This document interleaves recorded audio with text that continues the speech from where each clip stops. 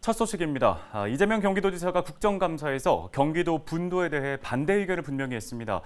분도에 따른 북부 지역 주민들의 실익이 없고 일부 이해 집단에게 승진이나 정치적 기회를 줄 뿐이라고 주장했습니다. 네, 또 소득 상위 12% 도민들에게 재난 기본소득을 지급한 것은 복지 정책이 아닌 경제 정책으로 봐야 한다며 기본소득에 대한 확고한 의지도 밝혔습니다. 김호 기자입니다.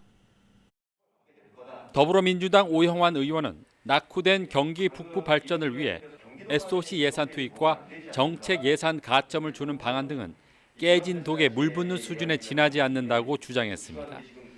따라서 북부 지역을 따로 떼어 발전 전략을 수립해야 한다고 밝히고 이낙연 전 총리가 주장한 평화특별자치도처럼 경기 북도를 분리해 발전 전략을 찾아야 한다고 지적했습니다.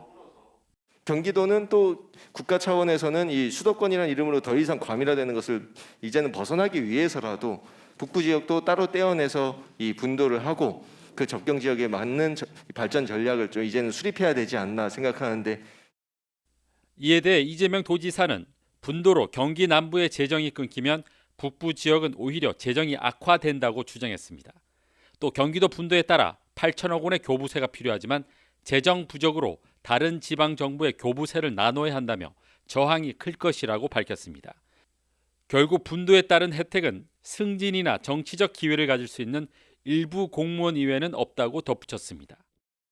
남부의 재정 지원이 끊기면 북부가 어려워지고 산업 배치에서도 지금 저희가 남부의 개발을 북부 개발 연계해서 남부 개발 이익을 북부로 넘겨서 파주 산단도 개발하고 있는데, 이런 방식의 남부 쪽 지원이 없으면 북부는 매우 주민들의 삶이 어려워질 수밖에 없는 상황인데, 유일하게 이걸 선호하는 것은 사실은 승진 기회나 정치적 기회가 있는 공무원 외에는 실제 지금 상태로는 분도가 혜택이 없습니다.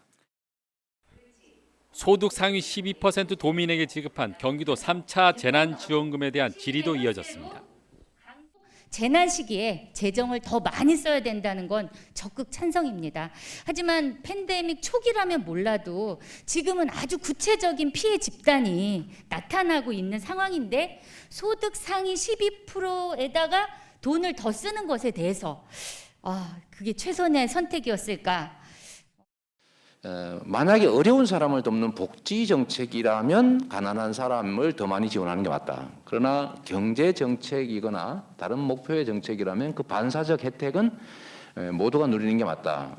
그리고 특히 가난한 사람을 돕는 복지 정책이 아니라면 상위 소득자, 즉 그 고액의 세금을 납부한 분들을 제외하는 것은 우리 사회 통합과 연대의 정신에 맞지 않다, 이렇게 생각해서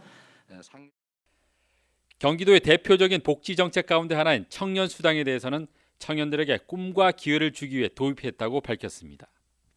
우리 사회가 청년들에 대해서 미래와 희망을 심어주기 위해서, 꿈을 심어주기 위해서 어쨌든 역량 발굴을 한다든지 또는 뭐 어떤 알바를 대체한다든지 할 수 있는 기회를 저희는 만들어 드리려고 노력했습니다.